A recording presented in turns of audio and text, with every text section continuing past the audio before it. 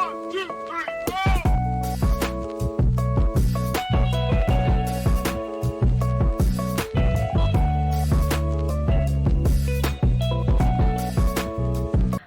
assalamualaikum warahmatullahi wabarakatuh teman-teman semuanya. Welcome back to my YouTube channel.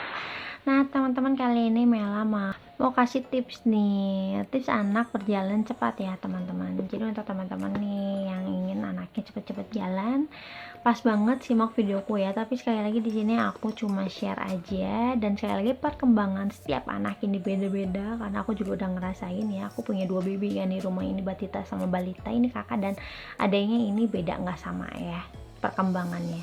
Di sini aku urus mandiri, jadi aku tahu banget ciri-ciri per bulannya perbedaan anak-anakku ini ya teman-teman.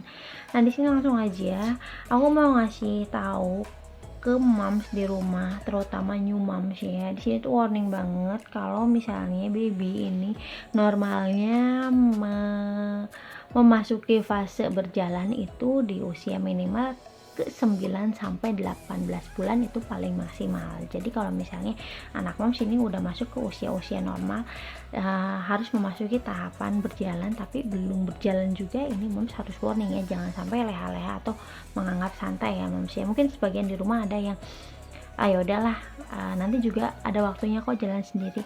Jangan sampai beranggapan seperti itu ya moms ya. Kita tuh harus menstimulasi anak ya sejak dini, karena kalau misalnya melewati fase-fase berjalan seperti itu efek kedepannya ini bakal ngaruh banget ya. Faktor-faktor apa aja nanti kalau misalnya si anak ini motorik kasarnya tidak berjalan sesuai dengan usia normalnya.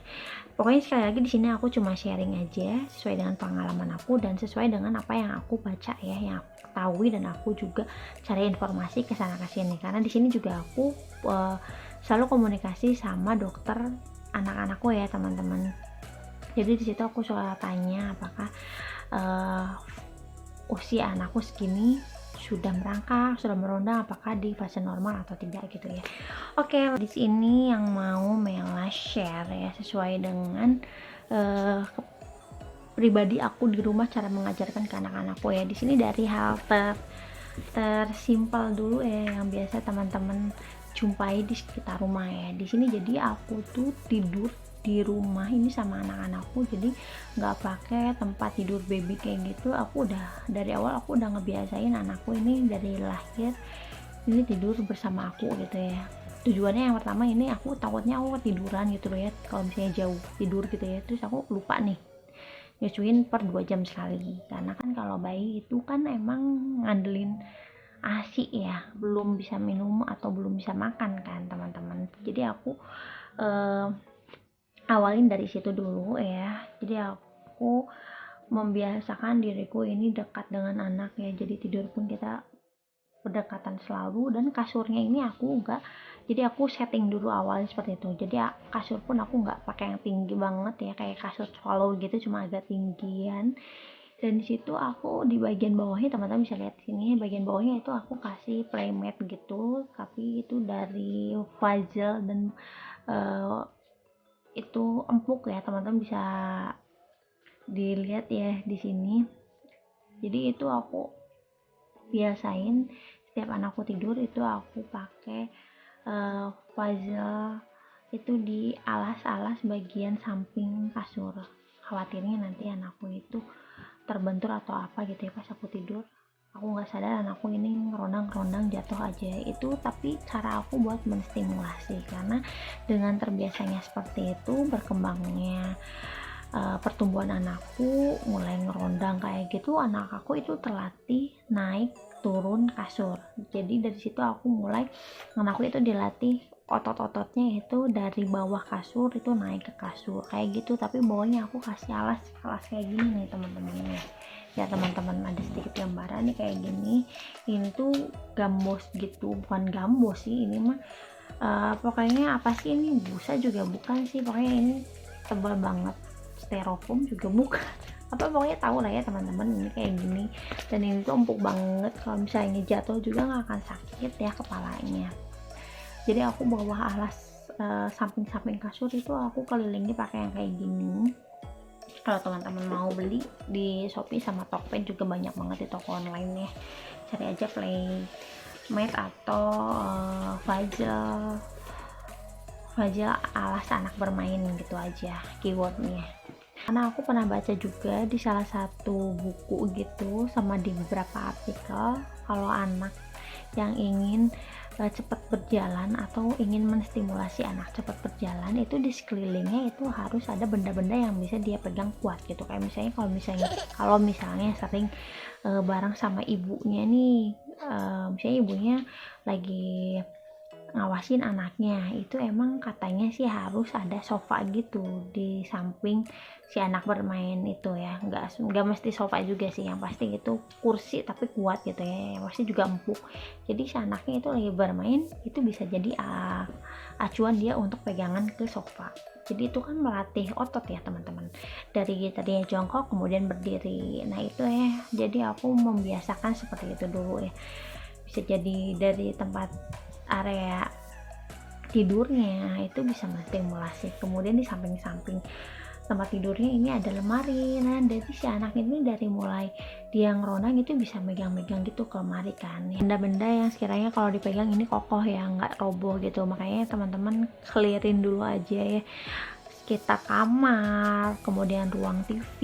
Kalau sekiranya emang tempat bermainnya itu yaitu di area TV gitu ya. Jujur aku tuh waktu anakku belum lahir ini di rumahku ini banyak banget tanaman indoor yang aku jajarin di dalam rumah. Tapi setelah anakku ini udah mulai beraksi nih ya, yang Batita ini yang anak kedua, kalau yang kakaknya ini udah paham ya, udah tahu itu tanaman gak boleh dirobek-robek. Nah ini waktu itu ada kejadian anakku itu udah bisa ngerondang, kemudian si tanaman-tanamannya itu di kayak anakku yang pertama ini, di tanaman aku itu dirobek-robek gitu daunnya. Nah dari situ aku ngeluarin semua tanaman indoor. Perlahan aku kenalin, baru aku masukin beberapa lagi tanaman indoor tapi hanya di belakang bagian dapur gitu ya. Jadi sampai sekarang aku masih mengclearkan ruangan tempat bermain anak ya, teman-teman bisa lihat di sini. Jadi ini adalah tempat bermainnya, ini adalah ruang TV, dan sengaja kita nggak pasang sofa atau kursi karena aku pengen anak-anak ini bebas bermain. Oh gitu ya teman-teman, dari dasarnya dulu, yaitu dari kasurnya dulu. Kasurnya itu kalau misalnya pengen ikutin caraku ya teman-teman, jadi kasurnya itu udah aku setting yang nggak tinggi-tinggi banget biar anaknya ini sekali lagi bisa naik turun dengan sendirinya. Nanti kalau misalnya dia udah mulai merangkak terus bisa mulai ngerundang, itu pasti dia explore tuh, penasaran tuh pengen naik turun dari kasur, karena ngelihat juga kan kakaknya, ibu bapaknya ini naik turun kasur ya teman-teman.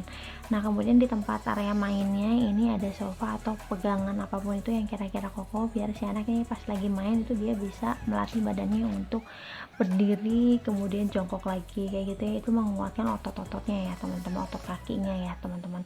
Nah kemudian di sini aku lakuinnya, anak aku ini jarang banget dipakein yang namanya kos kaki ya teman-teman. Kos kaki ataupun sepatu aku jarang banget, bukan jarang lagi, malah sepatu bayi itu aku sengaja nggak beli karena emang yang pertama ini sepatu bayi gak akan kepake lama gitu ya. Terus kalau kos kaki ini aku pakein kalau misalnya emang lagi pergi-pergian ke rumah sakit, itu juga maksudnya seringnya itu pakai jumper, jadi udah ketutupan kakinya jadi nggak kedinginan gitu. Kenapa alasan aku nggak pakein kos kaki atau pakai sepatu itu karena aku baca juga dari beberapa buku parenting kayak gitu ya, artikel kalau bayi itu biar dia bisa merasakan sensorik langsung ke lantai gitu ya, biar bisa bersentuhan sama lantai. Jadi si bayi ini saraf-saraf kakinya ini langsung bisa menopang badannya gitu maksud aku tuh. Jadi dia tuh udah ngerasa napakin kakinya ke lantai gitu ya dari usia bayi. Aku jujur aku sering megangin anakku biar dia tuh kakinya makan ke bawah, meskipun emang belum kuat tapi kan itu nggak aku lepas ya, aku juga paham. Jadi aku pegangin, tapi aku sering banget hampir setiap hari pokoknya kalau lagi bermain aku sengajain kakinya ini nempel ke lantai. Jadi sedikit demi sedikit anakku ini udah bisa mulai nopang badannya sendiri gitu ya. Di 6 bulan udah bisa duduk, rondang kecil-kecil gitu ya, terus udah bisa berdiri-berdiri, itu semuanya di 6 bulanan ke 7 bulan gitu ya. Jadi dari bayinya dulu, dari usia ke 4-5 itu aku udah sengaja kakinya itu ditempelin ke lantai ya teman-teman, nggak pakai alas apa-apa gitu. Nah kemudian di sini juga aku kan ada tempat makan bayi gitu yang agak tinggi, teman-teman bisa lihat ini. Nah ini tuh dijadiin anakku jadi tempat dia berlatih untuk berdiri ya. Aku ajarin dia untuk bisa berdiri sendiri ya. Pertamanya aku senderin ke tembok gitu biar dia bisa menopang berat badannya sendiri, tapi itu udah beberapa kali jatuh, dan di sini teman-teman harus kuat ya. Kalau anak teman-teman ini beberapa kali di ajarin berdiri tapi jatuh lagi pasti ada rasa aduh kasihan, aduh khawatir, takut gimana, tapi selama teman-teman bisa ngawasin dan itu dianggap aman, sekitar tempat bermainnya udah safety ya, teman-teman gak usah khawatir, karena itu kan menstimulasi kita lagi bermain sama anak, itu ajarin anak sambil bisa berdiri biar nanti dia memasuki tahap perjalanannya itu masuk ke tahapan normal ya teman-teman gitu. Nah di situ jadi balik lagi ya, di situ jadi ada tempat makannya baby agak tinggi. Nah itu dijadiin pegangan gitu teman-teman sama anakku. Emang langsung kan nggak kuat ya, mungkin berat badan anakku ini udah agak besar gitu, jadi kedorong-dorong gitu kan. Jadi dia juga ikut kayak ngelangkah-ngelangkah gitulah kakinya. Jadi itu mulainya anakku explore yang namanya gerakan kaki ikut melangkah gitu ya, karena pas ngedorong tempat makannya itu agak gerak, karena berat badan aku ini udah agak besar, jadi ikut kedorong juga tempat makannya. Waktu awal-awal di 5 bulanan gitu sih aku udah dudukin di tempat makannya kan, tapi emang belum MPASI kan, MPASI mulai 6 bulan. Kita emang udah sering-sering tuh dorong-dorong kayak gitu tapi sambil ngerondang gitu. Nah pas 6 bulan dia udah mulai belajar berdiri, teman-teman bisa lihat di sini. Terus dia juga sering gangguin kakaknya kalau kakaknya lagi duduk gitu, jadi itu tuh menurut aku melatih banget. Jadi pas kakaknya nggak mau dipegang, anakku ini yang paling kecil nih penasaran, jadi dia pengen ngejar-ngejar gitu, otomatis gerak badan tubuhnya juga ngikutin kan gitu. Nah kemudian teman-teman di sini kasih mainan yang bisa didorong, teman-teman bisa lihat di sini. Nah ini anakku ini lagi main mainan bekas kakaknya, jadi ini tuh dorong-dorong gitu teman-teman sama anakku. Tapi emang ini kalau misalnya didorong mainan ini nggak kuat gitu ya, jadi anakku ini ketika ngedorong malah ikut ketarik maju juga ke depan gitu. Makanya kalau misalnya lagi didorong-dorong si Lion ini, aku sering diposisiin di depan dia, posisi badanku pas di depan dia biar dia nggak terlalu meluncur ke depan pas ngedorong gitu. Saya pernah kejadian pas ngedorong itu kekencengan kali ya, untungnya aku tutup pintunya, pintu luar ya, pintu ruang tamunya aku tutup, jadi dia nembrak ke pintu gitu ya. Kemudian di sini aku pakai juga galon, teman-teman bisa lihat di sini ya. Nah itu aku sengaja pakai benda-benda kayak gitu, itu lagi galon pada kosong ya. Kalau misalnya lagi ada isi nggak mungkin ya kedorong sama anakku karena masih baby. Jadi si galon itu sama anakku itu didorong-dorong, kemudian dia jadi bisa berpindah-pindah tempat kayak gitu kan. Nah dari situ mulai deh langkah-langkah kaki anakku itu mulai lancar ya teman-teman. Nah kemudian kalau teman-teman punya box ya, box mainan kayak gitu ya teman-teman, aku di sini nggak punya, itu lebih aman juga teman-teman. Anaknya suruh berdiri di box, kemudian dikasih mainan dari deket-deket dia biar dia perlahan tuh bisa melangkah kakinya. Kalau misalnya jatuh juga tetap kan ke busa dari box itu atau ke boneka-boneka di sekitarnya, jadi itu nggak akan menimbulkan cedera ya. Yang punya box itu lebih aman banget gitu dibanding yang nggak punya box. Kayak aku nih ekstra 24 jam bener-bener harus nemenin, dan aku cuma bisa mandi masak itu ketika anakku nih lagi tidur ya, anak yang batita khususnya, karena kalau kakaknya ini udah ngerti kalau aku mandi atau aku masak itu udah bisa ditinggal main sendiri. Kemudian di sini kasih mainan atau makanan yang dia suka, jadi kita pancing mau nggak gitu ya teman-teman, nanti bisa lihat di sini ya. Jadi kayak gitu ya, ketika kita udah ngasih mainan atau makanan yang dia suka, dia pasti akan melangkahkan ya gitu teman-teman. Nah teman-teman bisa lihat di sini, ini adalah langkah pertama anakku ya pas mulai dia mau berjalan, teman-teman bisa lihat. Nah dan yang terpenting banget nih ya teman-teman, jangan terlalu apa ya istilahnya, jangan terlalu mengekang, bukan mengekang juga ya, jangan terlalu posesif kali ya di rumah sama anak, kan lagi di rumah sendiri lah ya gitu ya, maksudnya terawasi oleh ibunya gitu ya, dan udah tahu medan di rumah seperti apa, jadi jangan terlalu diposesifkan gitu ya. Jadi biarkan saja lah anaknya ini explore di rumah, asalkan udah safety gitu ya, ruangan tamunya, ruang bermainnya ataupun kamarnya udah clear ya. Jadi mainan-mainan yang kecil-kecil kayak gitu mending langsung dibungkus saja, dijauhkan, khawatirnya nanti dimakan kan gitu. Apalagi kalau misalnya lagi tinggal dikit-dikit ke belakang misalnya nyuci atau apa kayak aku udah langsung safetyin itu ruangan main anak-anak ya. Kalau misalnya ada mainan kecil-kecil gitu aku udah cepet-cepet jauh-jauhin dulu, khawatirnya nanti kemakan gitu kan. Jadi untuk teman-teman sekali lagi pengen tips sukses berjalan dicoba seperti itu dulu ya. Jadi jangan terlalu posesif, terus kalau misalnya sering digendong jangan terlalu sering digendong juga, karena usia yang udah memasuki tahap berjalan itu udah harus segera dieksplor juga ya. Gitu, biarkan aja anaknya explore ya, kebangun. Dan jangan lupa juga teman-teman, kalau anaknya udah bisa lancar berjalan, pegang ini anak teman-teman juga ya, biar dia merasa pede juga saat berjalan. Pegang sebelah tangan anak mams ya, kayak contoh kayak gini, terus diajak dia jalan bareng gitu ya, dari dapur ke depan ruang tamu, atau kalau misalnya ada teras agak lumayan lebar nih, teman-teman ajak main di teras luar rumahnya, dan pastikan gak pakai alas kaki ya teman-teman, jadi nanti pas masuk ke rumah lagi cuci langsung aja kakinya ya, biar dalam rumahnya tetap safety gitu. Nah teman-teman, itu dia tips dari aku ya, semoga bermanfaat. Itu bener-bener real banget aku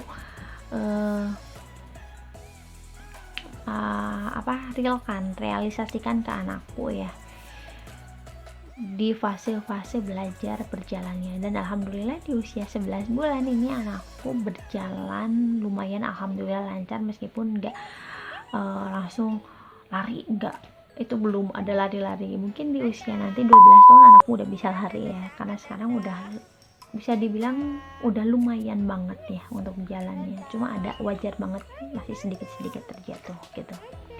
Oke, di video selanjutnya nanti aku akan kasih tips biar anak ini mau berjalan, dan apa aja sih yang harus dihindari biar si anak ini mau belajar berjalan. Oke deh teman-teman, itu dia tips dari aku ya, berdasarkan sharing aku di rumah bersama anakku ini ya teman-teman. Jadi itu dia lah ya langkah-langkah dasar yang aku kasihkan ke anakku untuk stimulasi di rumah ya. Jadi teman-teman juga bisa coba nih di rumah, kalau misalnya emang sesuai dan cocok, mungkin tips dari aku bisa dipakai ya gitu. Di sini aku juga dapat infonya dari beberapa dokter, dari beberapa artikel. Di sini aku gabung juga, dan aku udah praktekin ke anak pertamaku, dan sekarang anak keduaku juga berhasil jalan di usia 11 bulan. Kalau kakaknya itu berhasil jalan di usia 10 bulan ya, lebih cepat ya, lebih cepat kakaknya dibanding adiknya. Jadi pertumbuhan anak ini sekali lagi nggak sama, meskipun yang rawatnya itu sama ya gitu. Pokoknya sekali lagi thanks banget untuk teman-teman yang sudah tonton sampai akhir video. Aku ucapin makasih banyak ya. Untuk teman-teman yang suka sama kontenku, jangan sampai lupa untuk tekan tombol subscribe-nya dan nyalain lonceng notification yang ada di samping subscribe, biar nanti kalau misalnya aku update nih teman-teman gak akan ketinggalan. Oke, sampai jumpa di video-video selanjutnya. See you next my video. Bye bye. Bye bye.